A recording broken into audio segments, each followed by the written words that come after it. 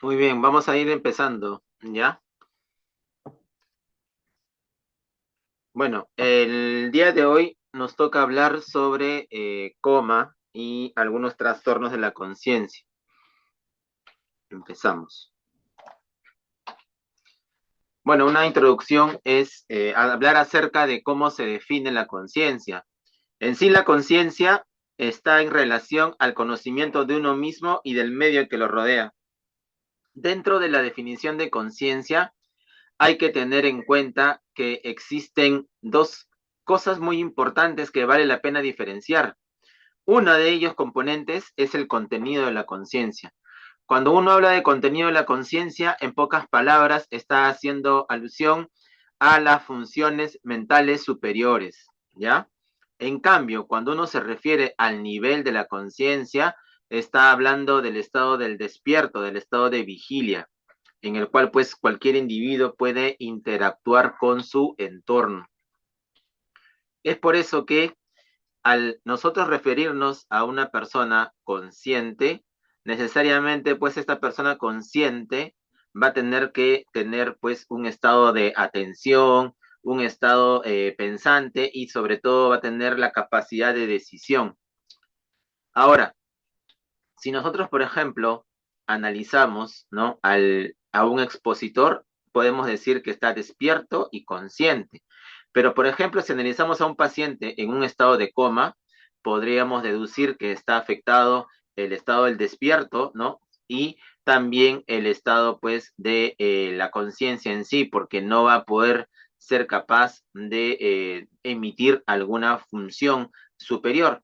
De la misma manera, el estado vegetativo se podría decir que el paciente está despierto porque preserva el ciclo sueño-vigilia, pero no está consciente al no poder tener alguna respuesta dentro de sus funciones mentales superiores.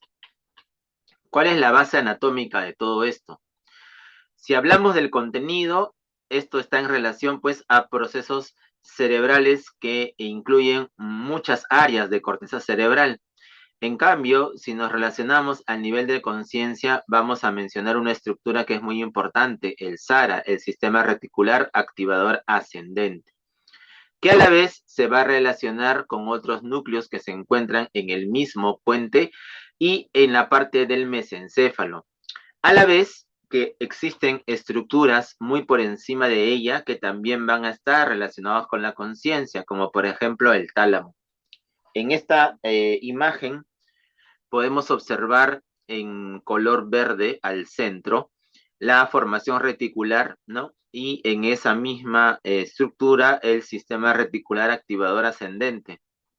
De la misma manera, otras estructuras relacionadas con el estado del despierto vendrían a ser el locus ceruleus, que se encuentra justo en el piso del cuarto ventrículo, aquí señalado con el puntero, el locus ceruleus. Otra estructura importante para lo que vendría a ser el estado de conciencia sería el tálamo. Disculpen chicos, ¿se escucha? ¿Pueden oírme?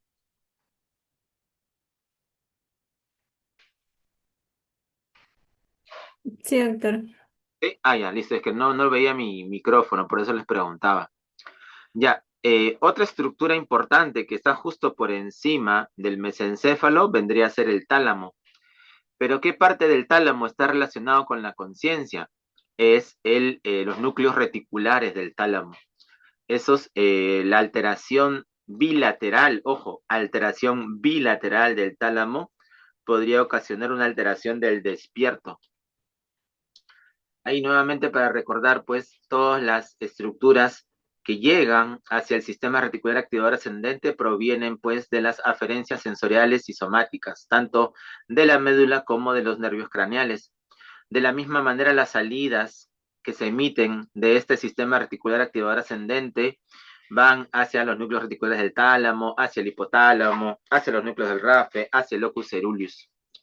Ahora, este SARA va a ser muy importante porque van a filtrar al núcleo reticular del tálamo toda la información. Estos son los núcleos reticulares del tálamo. Justo estoy señalando con el puntero. Se encuentran en las regiones laterales y están relacionados con el estado del despierto. Otra estructura importante que recibe neuronas que provienen del SARA vendría a ser el locus ceruleus. Ahora, en el locus ceruleus hay una característica importante. En este grupo neuronal se va a formar la mayor cantidad de noradrenalina que se puede encontrar en el encéfalo. Esta noradrenalina va a influenciar en varios grupos neuronales, ¿no? Y sobre todo va a permitir el estado de vigilia. Otras estructuras en relación al SARA vendrían a ser los núcleos del RAFE. ¿Cuál es la característica de estos núcleos del RAFE? Es que ellos van a formar gran cantidad de serotonina, muy importante también para lo que vendría a ser el ciclo sueño-vigilia. Entonces, para que se produzca alteración de la conciencia, debería de existir una disfunción hemisférica bilateral. Por lo tanto, para que exista una disfunción hemisférica bilateral, necesariamente tendríamos que estar ante una alteración metabólica, ante una intoxicación. Los infartos no van a causar una alteración, una disfunción hemisférica bilateral, porque es casi improbable que ocurra un infarto bilateral, ¿ya? De la misma manera, alteración de la conciencia se puede producir por un daño del SARA. Y en el SARA lo más frecuente que ocurra es las hemorragias, los infartos y el efecto de masa. ¿Qué quiere decir? La compresión de esta estructura. Aquí un listado de las principales, digamos de alguna forma, causas, ¿no? Sobre todo de alteración de la conciencia. Lo vamos a ir describiendo las más importantes, ¿no? Para que ustedes puedan identificarlas y sobre todo diferenciarlas. Empecemos con el coma. El coma es un estado de inconsciencia del cual no se puede despertar, ¿no? Ya sea por estímulos externos o por necesidades internas. Generalmente se caracteriza porque hay un fallo del SARA. Ahora, el coma, en pocas palabras, es la ausencia de respuesta a estímulos. El paciente no está consciente de sí mismo ni del entorno que lo rodea. Una característica importante es que este estado dura o tiene una duración mayor a 1 hora, lo que lo va a diferenciar sobre todo del síncope, ¿no? Que también puede causar una alteración de la conciencia, pero es una alteración de la conciencia que dura segundos, con total recuperación de la conciencia. Entonces hablemos un poco de la fisiopatología del coma. Estas alteraciones, ¿no? Que se pueden producir en el coma, ¿ya? Se pueden diferenciar en dos grandes grupos. Un primer grupo que está más en relación a una característica morfológica, ¿ya? ¿Qué quiere decir? Que van a existir alteraciones, ¿no? Ya sea en la porción superior del tronco encefálico, ¿ya? En la región inferior del diencéfalo. Estas alteraciones pueden ser primarias, secundarias, ¿no? O debido a compresión.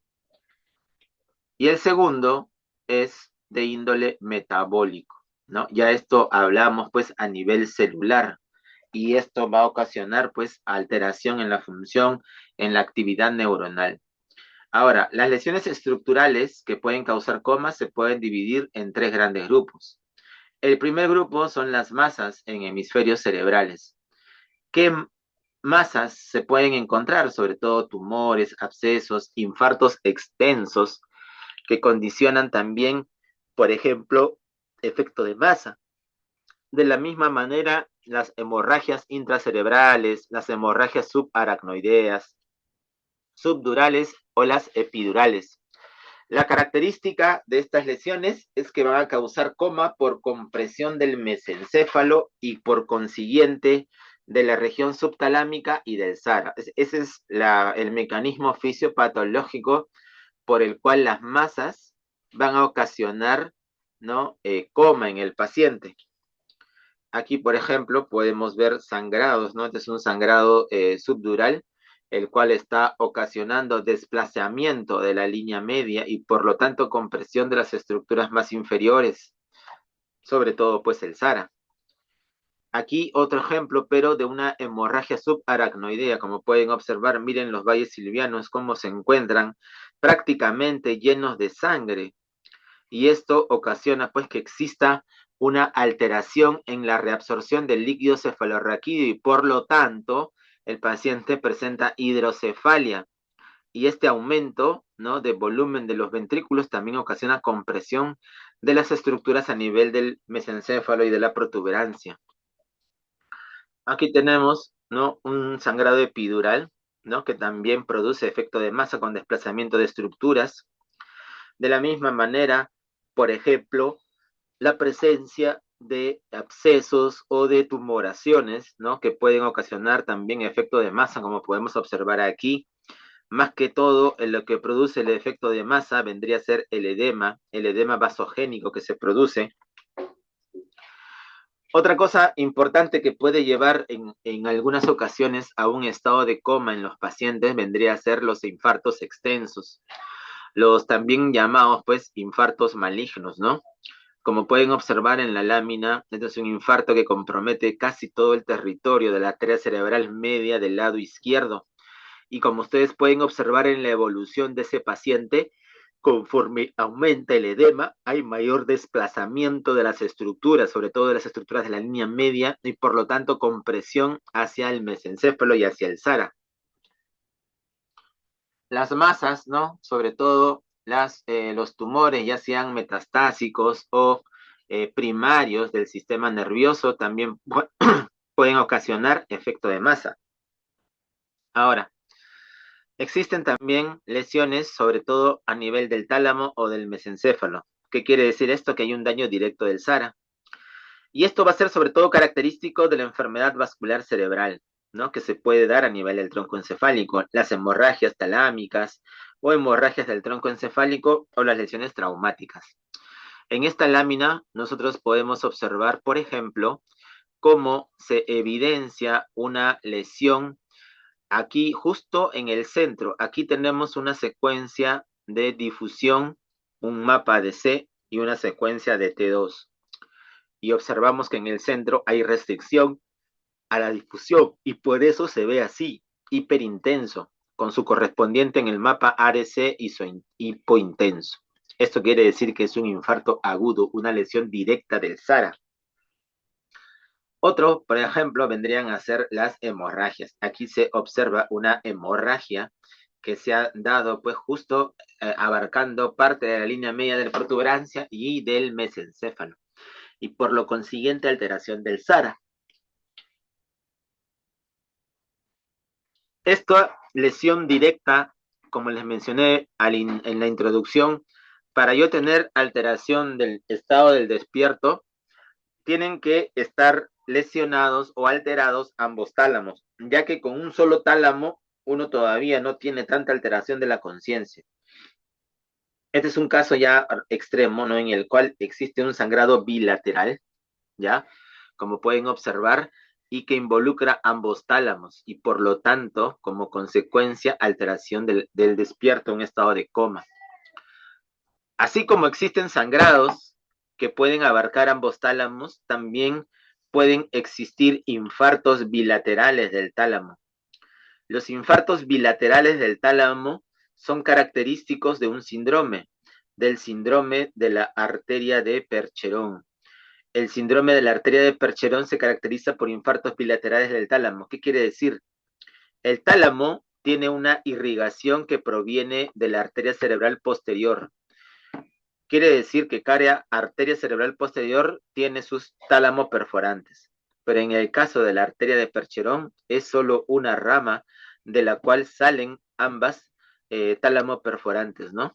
Y por lo tanto, si se tapa el tronco de la arteria de Percherón, prácticamente ambos tálamos van a sufrir una lesión isquémica. Otra lesión directa se puede producir, por ejemplo, en los famosos infartos del top de la basilar. Como pueden observar ahí, se evidencia múltiples lesiones hipodensas, ¿no?, que involucran los hemisferios cerebelosos, que involucran los tálamos, que involucran la circulación de arteria cerebral posterior, que involucran el tronco. Y esto se produce porque va a existir un trombo que se divide en varios y va a tapar distintas irrigaciones como se observa en la imagen. Por lo tanto, también este paciente va a tener un estado de alteración del despierto. Existen también lesiones bilaterales, ¿no? Amplias, sobre todo a nivel de la corteza y la sustancia blanca. Y esto se da sobre todo cuando existen traumatismos, ¿ya? Traumatismos, sobre todo la lesión axonal difusa, ¿ya? También pueden existir hemorragias, ¿no? O en el caso de infecciones, sobre todo encefalitis, o por ejemplo pacientes que tienen hipoxia, ¿no? Por un paro de repente cardiorrespiratorio, ¿ya? Generalmente tienen que ser lesiones bilaterales o extensas para que exista un deterioro de la conciencia.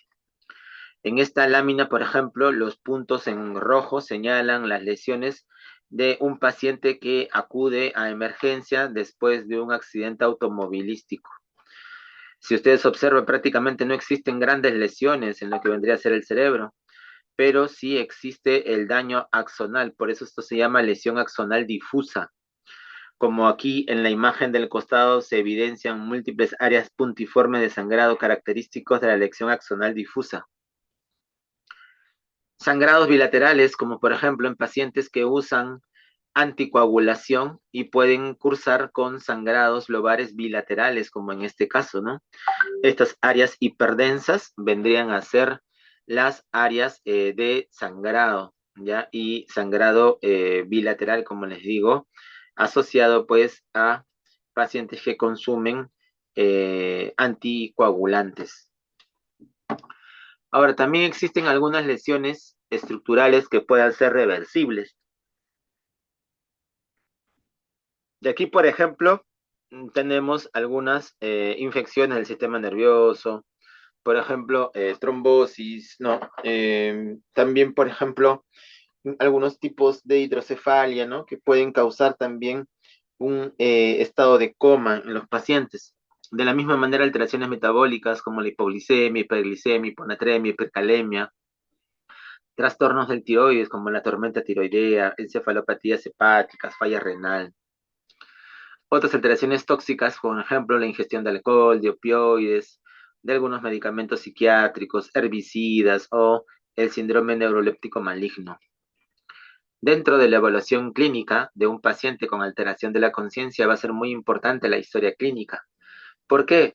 Porque en la historia clínica uno puede indagar de cómo fue encontrado el paciente, si su evolución ha sido súbita o progresiva, ¿no? Es muy diferente enfrentarse a un paciente que ya ha tenido marcado deterioro de la conciencia durante 2 a 3 semanas, que enfrentarse a un caso en el cual te digan, no, sí, el paciente salió a trabajar en la mañana y por la tarde lo encuentran con marcada alteración de la conciencia. Por eso es importante tener el tiempo de enfermedad. De la misma manera, los antecedentes, ¿no? Si toma alguna medicación, si ha tenido intentos de suicidio o es un paciente psiquiátrico o ha tenido fiebre, porque las infecciones del sistema nervioso también pueden causar alteración del estado del despierto. Muchas veces se usan algunas escalas, ¿ya? En la exploración de estos pacientes. Y esas escalas, por ejemplo, está la escala de Glasgow y la escala de Ford, que se utiliza sobre todo en el ámbito de la unidad de cuidados intensivos. Cuando uno se refiere a la escala de Glasgow, recordar que existen 3 ítems a evaluar, ¿no? Uno es la parte ocular, la respuesta motora y la respuesta verbal. Recuerda que lo único espontáneo en la escala de Glasgow vendría a ser la respuesta ocular, es lo único espontáneo. Lo demás, si uno valora fuerza, ¿no? Uno valora, perdón, la respuesta motora, ahí ustedes observan que dice obedece órdenes. No evalúa si mueve o no mueve, sino que obedezca órdenes. A veces pueden llegar pacientes con cuadriplejía, pero que todavía pueden articular palabras, que pueden responder al interrogatorio. Y tú les puedes dar una simple orden, como por ejemplo, señor, cierre los ojos, saque la lengua, y si el señor lo hace, está obedeciendo órdenes, pero no puede mover sus manos ni sus pies, ojo, ¿ya? De la misma manera, la respuesta verbal no se valora la espontaneidad, sino se valora la orientación en la respuesta verbal. Ya luego, pues, le restará puntos si un paciente confundido o que habla palabras inapropiadas o incomprensibles. Y todo te va a sumar 15 puntos. De la misma manera, en la escala de Ford, vamos a ver, pues, cómo se valora la respuesta ocular, la respuesta motora, Los reflejos de tronco, esta es la diferencia con la escala de Glasgow, ¿no? Aquí se valora los reflejos de tronco encefálico. De la misma manera también se valora el patrón respiratorio, ya que muchos de los pacientes en la unidad de cuidados intensivos están pues con ventilación mecánica y con un patrón respiratorio muy característico, ¿no? Es muy importante también observar signos de trauma, como el signo de Battle o el signo de los ojos de mapache, que cada uno nos indicaría, por ejemplo, el signo de Battle, que existe una hemorragia del piso anterior, una fractura del piso anterior, ¿no? De la base de cráneo. En cambio, los ojos de mapache nos indicarían una alteración del piso anterior de la base de cráneo. En cambio, el signo de Battle, que vendría a ser este de aquí, justo a la altura de la apófisis mastoides, nos indicaría que hay una fractura del peñasco, ¿no? Por eso es importante valorar esos signos. De la misma manera, la temperatura, ya que la intoxicación por barbitúricos y por el alcohol puede causar hipotermia. En cambio, la intoxicación por cocaína o por salicilatos puede causar hipertermia. De la misma manera, el examen general es importante, ¿no? Porque algunos medicamentos como los anticolinérgicos y los barbitúricos pueden ocasionar piel seca. De la misma manera, el aliento del paciente nos puede orientar, por ejemplo, el clásico aliento afrutado del paciente con cetoacidosis, o por ejemplo, el olor a ajo característico de la intoxicación por órganos fosforados. De la misma manera, es importante evaluar las pupilas, ¿no? Porque las pupilas nos pueden brindar información, sobre todo si existe una disrupción simpática o parasimpática, ¿no? Vamos a ver que generalmente las lesiones del mesencéfalo, ¿no? Se pueden ocasionar por infartos o por herniación, sobre todo la herniación transtentorial, ¿ya? Eso también hay que tenerlo en consideración. Por ejemplo, las pupilas pequeñas y puntiformes, para que nunca se olviden. Puntiformes inmediatamente te lleva a pensar a ti que esta lesión es en la protuberancia, ¿no? Acuérdate, puntiforme tiene P de protuberancia. ¿Y eso qué quiere decir? Si están puntiformes, quiere decir que el que predomina es la inervación parasimpática, ¿no? Por lo tanto, se concluye que el daño es de la vía simpática, ¿no? Y la lesión está a nivel de la protuberancia. ¿Qué otras intoxicaciones de repente también pueden producir alteración de las pupilas? La intoxicación por opioides y por heroína puede producir pupilas puntiformes. Pupilas midriáticas y arreactivas. Para que estén midriáticas quiere decir que el que predomina es el simpático y por lo tanto hay un daño de la vía parasimpática. Y esto, sobre todo por lesiones a nivel del mesencéfalo. Si están pobremente reactivas, podría tratarse de una lesión ya sea en la aferencia o en la eferencia. La eferencia del reflejo fotomotor es a través del segundo par y la eferencia es a través del tercer par. También puede haber daños o alteraciones pupilares unilaterales y esto es característico de las compresiones del tercer par. Aquí un resumen de las pupilas, como les mencionaba, las puntiformes a nivel de la protuberancia, las pupilas midriáticas, sobre todo a nivel del mesencéfalo, ¿ya? Las que también pueden ser pupilas poco reactivas y pequeñas es a nivel diencefálico. Y cuando la alteración es solo en un lado, siempre pensar en que es una compresión del tercer par craneal. La desviación de la mirada también es importante valorarla. ¿Por qué? Porque el área 8 de Brodmann, que se encuentra aquí donde está la flecha, tienes un área 8 del lado derecho y un área 8 del lado izquierdo. El área 8 del lado derecho manda la mirada hacia el lado contrario, como ves en la figura. Y por lo tanto, si va a existir una noxa, un daño cortical del área 8 de Brodmann, por ejemplo, en el área 8 del lado derecho, se ha visto que hay un infarto cerebral, por lo tanto, no hay quien mande la mirada hacia el otro lado, y como está íntegro la del lado izquierdo, va a mandar la mirada hacia el lado derecho. Por eso se dice que cuando la lesión es a nivel cortical del área 8 de Brodmann, el paciente mira su lesión, muy diferente a que si se trata de una alteración a nivel protuberancial. en el cual el paciente desvía la mirada hacia el lado parético, ¿ya? Los óculos cefálicos. Para valorar óculos cefálicos, primero yo debo estar seguro que el paciente no tenga daño cervical. Y lo que vamos a hacer es valorar tanto en la mirada horizontal como en la mirada vertical, moviendo de lado a lado. Si ustedes observan, al mover de lado a lado, los ojos permanecen fijos en un punto medio. No van con los ojos, con el movimiento de la cabeza. Si los ojos van con el movimiento de la cabeza, entonces sí se podría decir que hay una alteración del reflejo oculocefálico, ¿ya? Y este reflejo oculocefálico está mediado tanto por los receptores vestibulares que se encuentran en los canales semicirculares, como pueden evidenciar aquí, miren, aquí se grafica cómo una persona mueve la cabeza hacia la izquierda. Al mover la cabeza hacia la izquierda, el líquido de la endolinfa se mueve en sentido contrario y lo que hace es despolarizar los receptores ampulares. Esta despolarización viaja hacia los núcleos vestibulares y luego viaja de manera contralateral al núcleo del sexto, y el núcleo del sexto está comunicado con el fascículo longitudinal medial con el núcleo del tercero. Y de esta forma, uno, al momento de movilizar la cabeza hacia la izquierda, los ojos se mueven hacia el lado contrario, ya que por activación del sexto del lado contrario se produce contracción del recto lateral. Y por su comunicación con el tercero se va a producir una contracción, pues, del músculo recto medial, ¿no?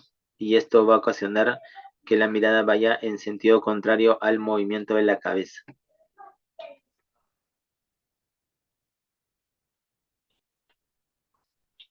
Los reflejos vestíbulo-oculares. Aquí se realizan las pruebas calóricas y la instilación con agua fría. La respuesta normal es que el ojo se desvía hacia el lado irrigado, ¿no? ¿Ya? Y va a aparecer en un nistagmo con fase rápida hacia el lado contrario. En pocas palabras, el nistagmo huye del agua fría, ¿ya? Acuérdense de eso. Ahora, si ambos oídos se instilan con agua fría, va a haber una desviación hacia abajo.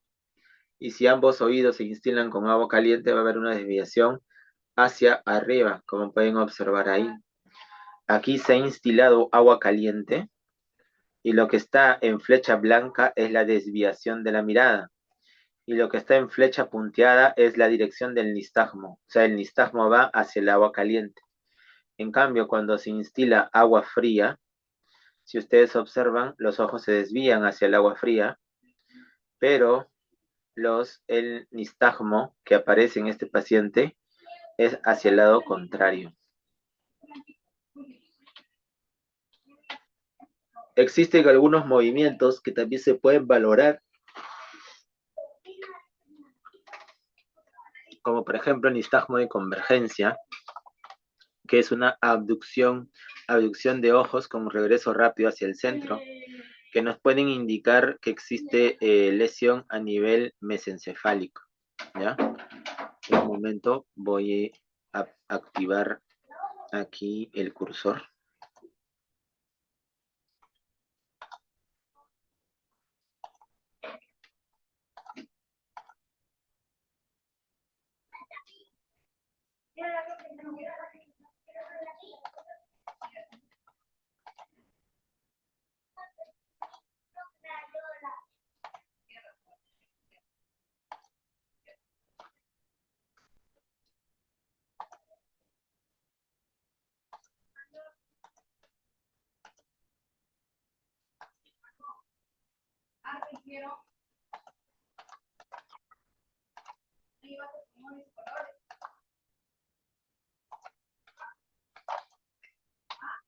Bueno, el siguiente movimiento que vamos a poder evidenciar es el bubbing ocular. El bubbing ocular es un movimiento rápido hacia abajo y lento hacia arriba. Y esto podría indicarnos que existe lo que se denomina una lesión a nivel de la protuberancia, ¿no? Esta lesión a nivel de la protuberancia generalmente puede ser causado pues por muchas noxas, ¿no? Efectos de masa, de repente infartos, ¿no? Y aquí hay un video para que puedan observar.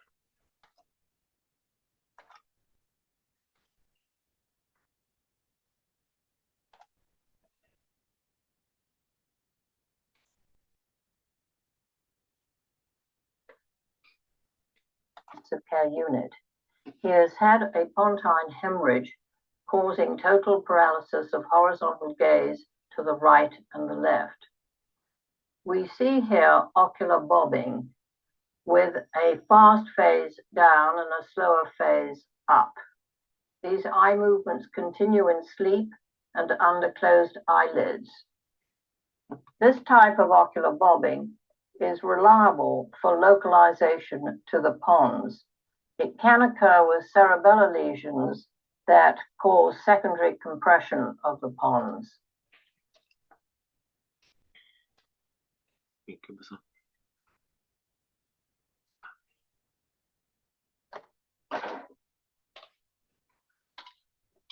El otro movimiento que pueden observar es el dipping. El dipping es todo lo contrario, es un movimiento lento hacia abajo, ¿no? Y rápido hacia arriba. Esto indicaría generalmente una lesión bihemisférica, como pueden observar en el siguiente video. ¿Ven? Un movimiento lento hacia abajo y rápido hacia arriba, ¿no? Lento hacia abajo y rápido hacia arriba, ¿ven? Ese es el dipping ocular. En el examen motor va a ser importante ver qué postura adopta la persona ante determinados estímulos, sobre todo el dolor. Y una de ellas vendría a ser la postura del decorticado. La postura del decorticado se caracteriza por una flexión de los codos y muñecas y los dedos. Esta lesión se produce por encima del núcleo rojo. ¿Qué quiere decir? Que no está interrumpido, ¿no? Los tractos que nacen a nivel rubroespinal o a nivel retículo espinal o vestíbulo espinal. Es por eso que la persona tiene esa flexión de los codos, ya que las fibras que salen del núcleo rojo se encargan de la flexión de los miembros superiores. De la misma manera, la postura del descerebrado, ya que es todo lo contrario, es una extensión tanto de los miembros superiores como de los miembros inferiores. Y quiere decir que la lesión está por debajo del núcleo rojo. Quiere decir que las fibras que nacen del núcleo rojo van a estar alteradas al igual que las del tracto corticoespinal, pero se mantienen indemnes las retículos espinales y vestíbulos espinales. Como pueden observar, esa es la postura del descerebrado. Ambas se pueden valorar en los pacientes con estado de coma, ¿ya?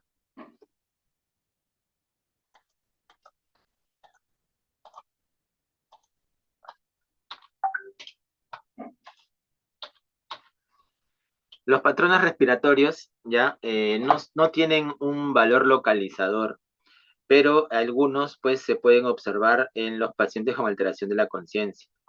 Sobre todo podemos observar esto ya en pacientes que se encuentran en la unidad de cuidados intensivos. Por ejemplo, la respiración de Cheyne-Stokes, que es un aumento y descenso progresivo con periodos de apnea, ¿no? Increciendo y decreciendo. Y esto se puede ver pues en alteraciones asociadas en los hemisferios o los tálamos o el tronco encefálico, ¿ya?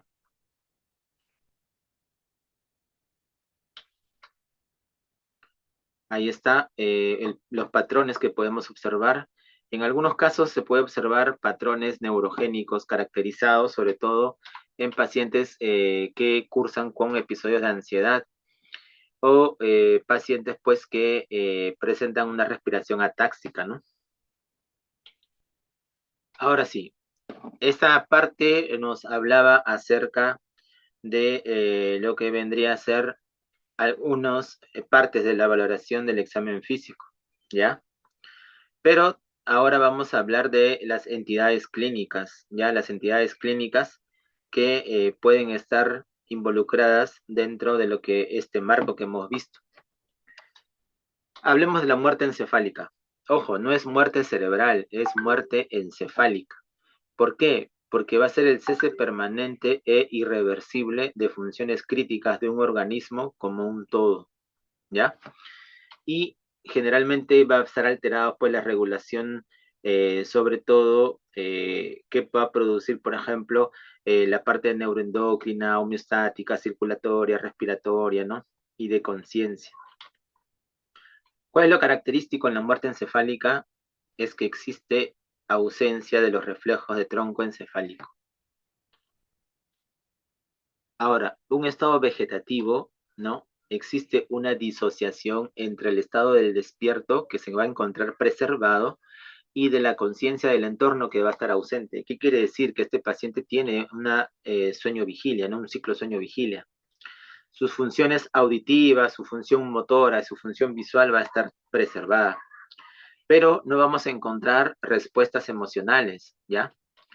Existen pues algunos criterios clínicos, como por ejemplo la no evidencia de conciencia, la no evidencia de respuestas sostenidas, la no evidencia de comprensión o expresión del lenguaje, la presencia del ciclo sueño-vigilia, las funciones autonómicas preservadas, incontinencia vesical o rectal y reflejos espinales y craneales preservados.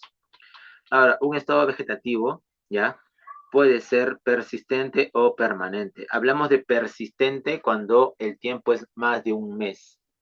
Y hablamos de permanente dependiendo. Si es un daño traumático, hablamos de un año a más, ¿no? Más de un año después de un daño traumático, quiere decir que está en un estado vegetativo permanente.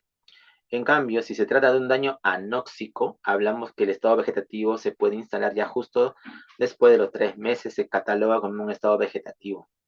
Prácticamente las chances de recuperación de este estado están próximas a cero, ¿ya? El estado de mínima conciencia. Estos pacientes no se comunican, ¿ya? Pero hay algunos signos inconsistentes de algún tipo de respuesta. Sobre todo movimiento de los ojos, fijación, sonrisa, llanto, puede coger objetos, de repente por ahí vocalizar o ser gestual, puede seguir algunas órdenes simples, algunas respuestas gestuales, alguna verbalización, pero es ininteligible. El síndrome de cautiverio o locked-in, ¿no? Este síndrome de cautiverio, para poder entenderlo, primero hay que entender dónde se encuentra la lesión. En el síndrome de locked-in o cautiverio, la lesión se encuentra justo en la parte anterior de la protuberancia. Y si hacemos un poco de recuerdo de la neuroanatomía, la parte anterior de la protuberancia tiene las fibras que vienen del tracto corticoespinal y sobre todo las fibras que vienen desde la periferia trayendo la información a través del lemnisco medial, la información somatosensitiva, tanto vibratoria como el tacto fino. Es por eso que estos pacientes todavía mantienen una apertura de los ojos, están cuadriplégicos por alteración de la vía corticoespinal, prácticamente están en un estado de anartria, no pueden hablar por lo mismo que están alteradas pues las vías que van a llegar a los nervios craneales que mueven la lengua, que mueven la faringe. La comunicación que tienen prácticamente solo son con los movimientos de los ojos o con el parpadeo. Pero este paciente tiene preservadas todas sus funciones cognitivas porque no se ha alterado en ningún momento la corteza cerebral. Y ahí están estos estados que hemos estado describiendo, pero sobre todo ahora quiero hablarles sobre el mutismo akinético. Observen este video. Multiple sclerosis and bilateral plaque in the anterior cingulate cortex. She is shown here approximately 4 weeks after her initial presentation. On neurologic examination, there is marked spasticity of the upper and lower extremities. The left arm is moving, but the movements are uncoordinated and choreiform. The right arm is held in a flexion contracture. She is not responding to hand claps or to being called by her name. She is unable to follow a command, even if imitated. As an alternative to the mirror test, an attempt to have her fixate using the first. Estos pacientes con mutismo akinético se caracterizan primero porque el paciente no habla y no hay movimiento, ¿no? A veces parece como si estuviera dormido, pero también logra despertarse. ¿Qué quiere decir? Que hay ciclo sueño-vigilia como en un estado vegetativo. Hay pocas respuestas, pero las hay, ¿no? Eso lo diferencia del estado vegetativo. Ahora, sus ojos pueden seguir algún objeto, desviarse, ¿no? Por ruidos, ¿ya? Hay movimientos reflejos, pero no movimiento voluntario, ojo, esa es una diferencia importante con Lockett. El paciente tiene que ser alimentado, no hay control de esfínteres. ¿Y por qué se da este estado de mutismo akinético? Generalmente porque hay lesiones frontales bilaterales, ¿ya? Eso es lo característico. El delirio. El delirio se define como una alteración de la conciencia que va a causar afectación de funciones cognitivas. ¿Pero qué función cognitiva? La atención. El inicio, en la mayoría de los casos, es un inicio agudo, pero el curso es fluctuante. ¿Qué quiere decir?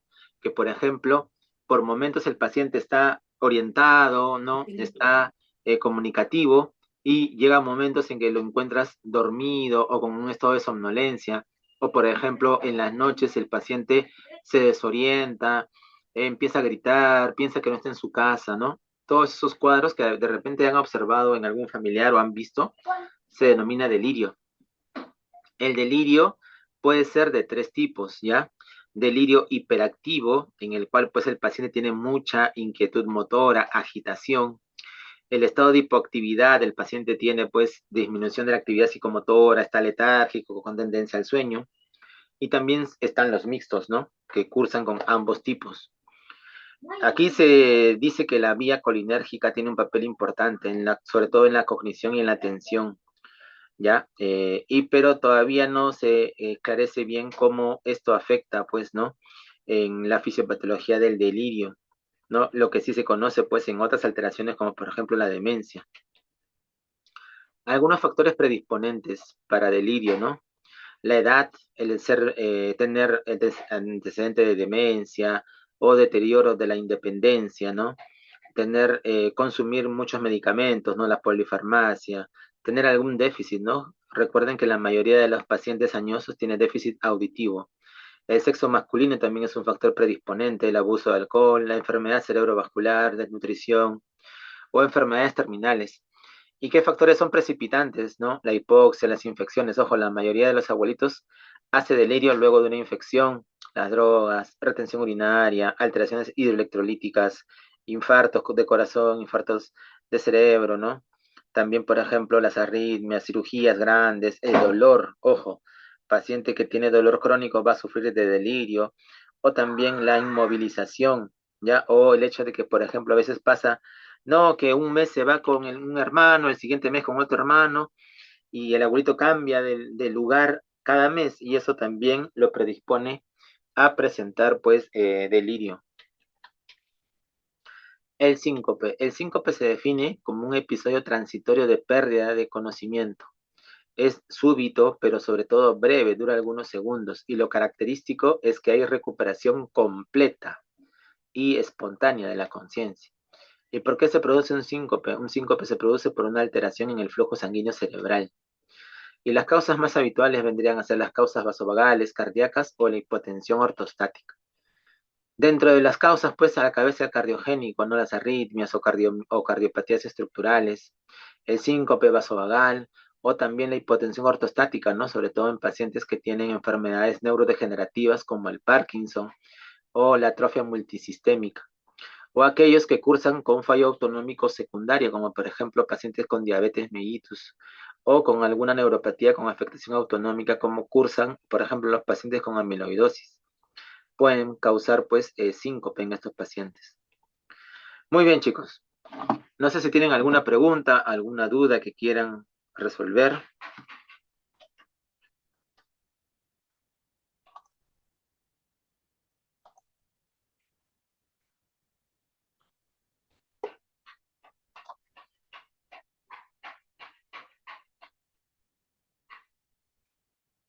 Bueno, si todo está claro, damos por concluida la sesión. Aquí hay una pregunta. ¿Cuál es la diferencia entre un paciente en estado vegetativo y con quién lo quieres comparar? Disculpa.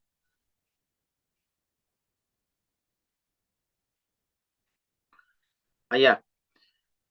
Aquí uno es la lesión estructural. Como habíamos mencionado, en el estado vegetativo, prácticamente la persona no solo ha recuperado el ciclo sueño-vigilia, ¿ya? Pero no hay, digamos, otro tipo de respuesta en este paciente, ¿no?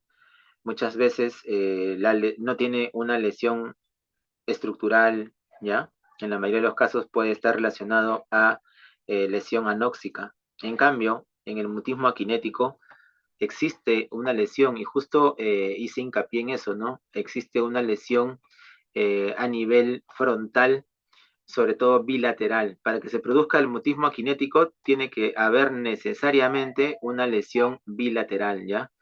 No existe esta entidad clínica si no existe este deterioro o esta alteración bilateral, ¿ya? La otra diferencia es que sí, pues a veces estos pacientes pueden seguir objetos, ¿ya? Que se le pueden presentar, ¿no? A diferencia del estado vegetativo, ¿ya? ¿Alguna otra pregunta?